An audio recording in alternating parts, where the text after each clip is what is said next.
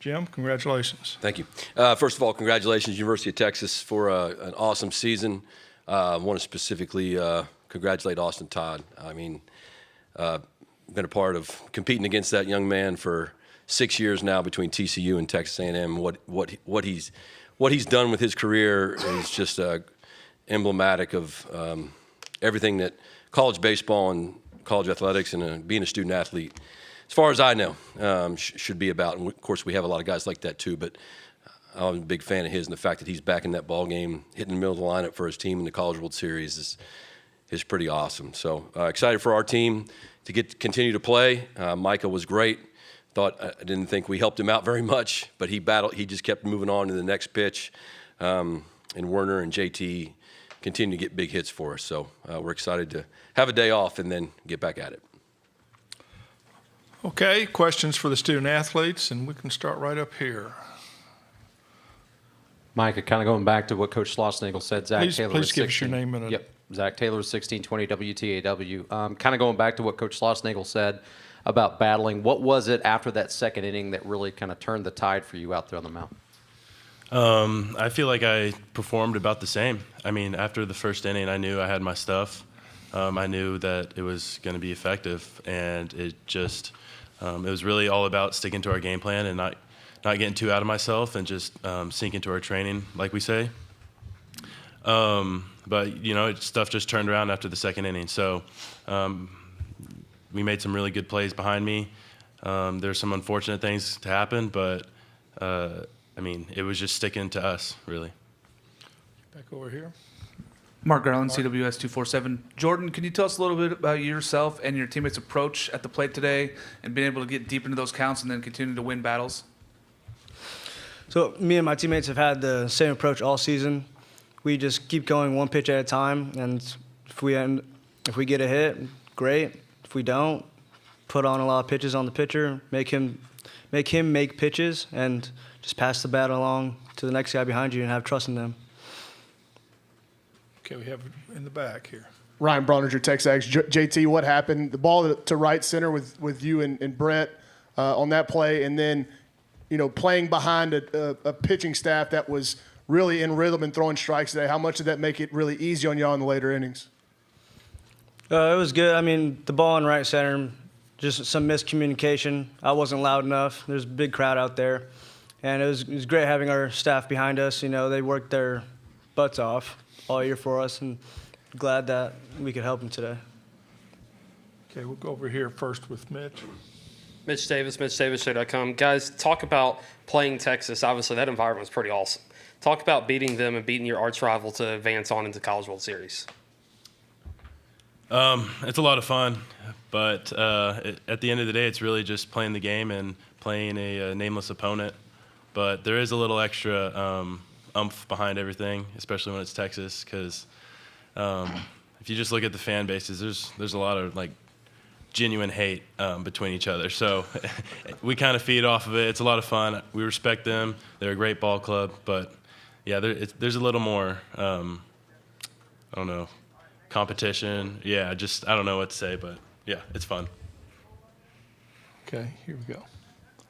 Jordan, Jared Redding, 24/7 Sports. 4 runs and 4 hits in the bottom of the second inning. Was there anything particular y'all were able to do, just in that bottom of the second to chase Gordon out of the second inning? I think we just collectively put together great at bats. Just kept making him make pitches, and we took the balls and hit the strikes. Nothing more he can do. Okay.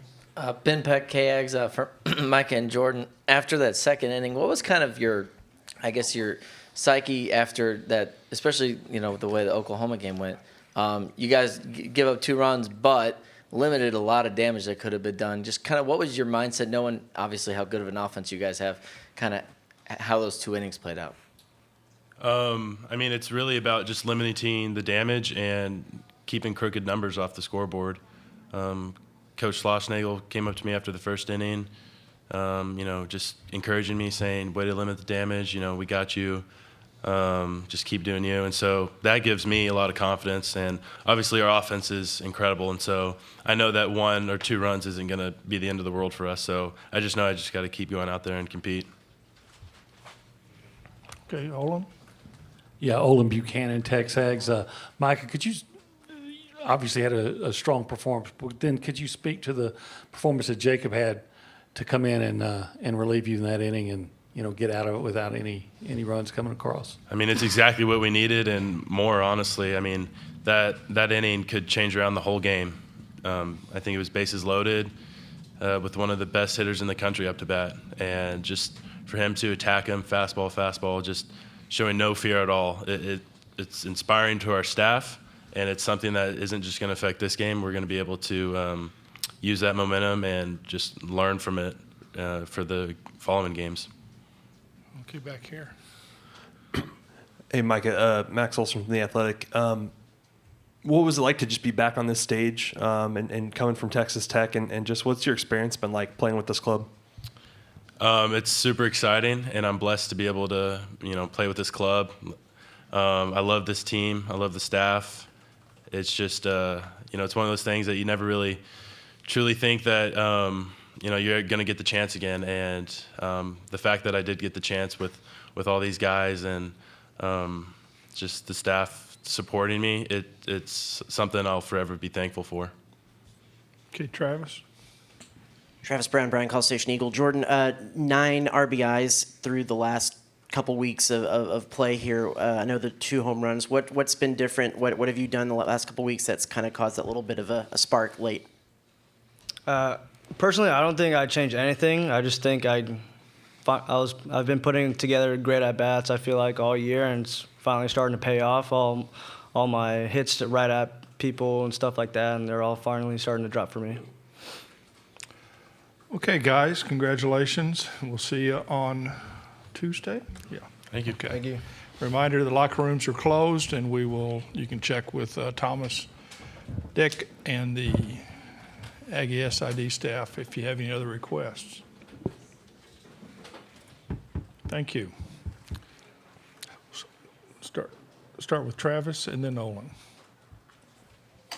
Travis Brown, Bryan College Station Eagle. Coach, the 12-pitch at bat with Trevor, is that how have you seen that kind of develop into his game where he can get that deep, and how important was that to the ultimate outcome? Well, obviously, it's important. 2-out hitting was a big part of the game. It's a big part of the reason we lost the other day. We gave up 7 runs with 2 outs. So pitching, defense, and timely hitting is what you're looking for.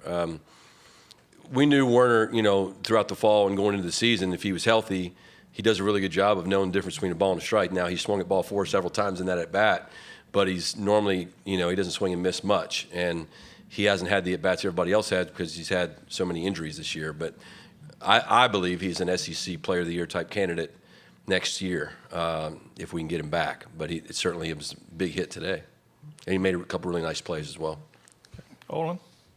Well, I was going to, follow that up with a couple things, Coach. First of all, would you look at that at bat and kind of feel like that's kind of a microcosm of what your season has been in that one at bat? And then I was just going to ask about Palish and your decision to bring him in, and why at that point.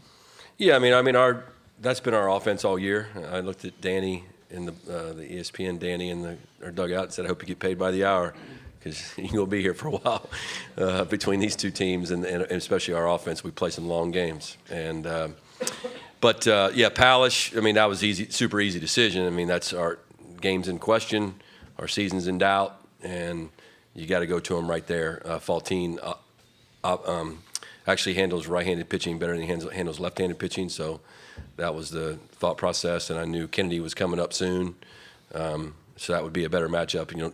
They're all right-handed for the most part. So, but that was our best guy at that time. Kind of kicking myself. I should have taken him out with 2 outs and nobody on in the 8th against before Hodo came up. I was trying to limit his pitches, but other than that, he did an awesome job. I think the story of the game, other than us, is we made pitches to Melendez. It's 1st and 3rd, nobody out, and he's up in the first inning, and then I think the next time he's up, or the 3rd time he's up, the bases are loaded.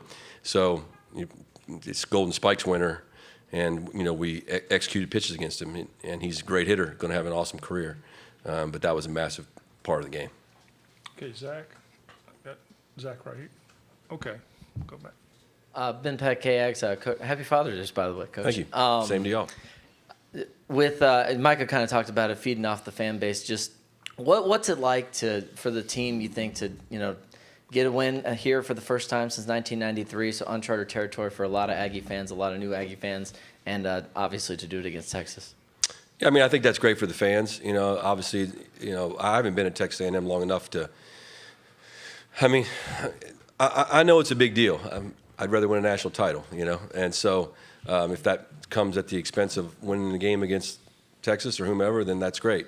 I don't want to downplay it, but I think those things are more for the fans than they are for the players and coaches. If we get into that kind of thought process, then we're going to be, having a different mindset in one game than we are in another game. I mean, I would have rather beaten Oklahoma, to be honest with you, and be 1-0 and playing a night game. It's a little cooler at night. But no, I mean, I get it. And it's fun. It's fun to hear the fans going back and forth. It's fun, to have the alma maters sung or the war hymn, on one side and the, whatever they call it on that side. I mean, that's great. You don't see that a lot of places. And so to bring that to Omaha is pretty awesome. Zach, do you have something? Yeah. Okay. Zach Taylor with WTAW. Coach, in a format like this, though, how much thinking, how much process goes throughout the game and saying, we want to have a guy like Polish out there as long as possible, but we also want to be able to save our bullpen. I mean, how much back and forth does that go in your mind during the dugout? A lot. When you get it to 9-2, 8-2, but you respect. One big part of today's game is the wind's blowing in from center and right field. And so if we could just keep the ball in the outer half of the plate and have them hit it into the wind, I think the ball would get out down the left field line, but it wasn't going to get out to center or right. So we want those strike throwers in there, but there's no doubt, I'm sitting over there thinking, how can I save pitches? And because we know we're going to need Polish and we get one more day of rest, and I think after that we got to play a lot of games in a row. So it's going to take everybody to get to get on to the next game. Okay, Kendall up here. Kendall Rogers, D1 Baseball. Jim, what are you kind of seeing from Micah the last 3 weeks? He's obviously throwing a lot better. It's kind of interesting, though. I mean, he's not getting past the fifth, but he's giving you 5 pretty good innings each start. Yeah, I mean, if we weren't the worst defending team in this College World Series, we had him going deeper into the game. I mean, it's brutal. Some of that's himself too, by the way. It's just more confident. He was throwing his fastball today more than he normally throws. A few more breaking balls than he does. He was throwing his fastball and he's throwing it down. So I think that's been a big difference. He's got to have his fastball down, and when his fastball's down in the strike zone or close to the strike zone, then he'll get the chases on the breaking ball. But more than anything, I think the Florida game in the SEC tournament really just got his swagger back. He had lost that, and it's not power stuff, so it needs to be power demeanor and big body language. And I'm hoping Nathan Detmer sat over there and watched what that looked like, because we need that out of him as well. But to me, it's just more mindset than it is anything. Okay, Ryan. Ryan Broderick, Texas Aggies. Coach, do you think Dylan Rock's getting closer? I thought he had some good swings today. And then what's the plan pitching-wise going forward? Have you made a decision on a Game 3 starter? No, I have not made a decision on Game 3 starters. I mean, I want to watch these guys play a little more. Haven't done as much research on Notre Dame as I need to, so I'll get to watch that little bit of that tonight, and then have a lot of time tomorrow to do so. I think Rock's taking better swings. His last 2 at bats, he hit a ball to right field, stayed on the baseball really well, and then took a walk hit by pitch maybe against Morehouse. Again, they call it an average for a reason. So he's due. So I anticipate him having a great game next time. Okay, Mitch.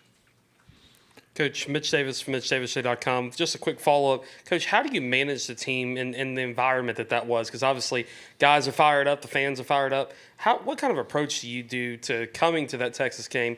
Also, how do you feel about them coming to the SEC and making the SEC all that much better in a couple of years? Well, I think when we played earlier in the year in front of the second largest crowd ever at Dish Falk, I mean, no disrespect to Omaha, but it's a lot tougher to win there than here, because there's more we had more fans rooting for us, and they didn't have as many rooting against us. But and you play in the SEC, you play in the SEC every weekend. This is no disrespect to Omaha, but it's like that almost every weekend, almost everywhere you go. So, and that's obviously something I'm experiencing for the first year. The SEC. yeah, I'm looking forward to. I mean, it's only going to get better. I mean, it's only going to get more. It's only going to get tougher. But it is. I watched David's press conference with you guys, and I mean, this is the golden era of college baseball. I truly believe that, and it's only going to get better when you have more scholarships, more, hopefully more coaches, more programs committing at a high level. I hope that's not at the expense of other people, because I think our game needs to be spread across the country. But when you have a 20-round draft and now you have more scholarships coming, that means there's going to be some awesome players like a Melendez, like a Troy Claunch that stays in college. It's going to be that way for a really long time. Jim, thank you. Yeah. Congratulations. Yeah, thanks see so you much. Tuesday. Yep.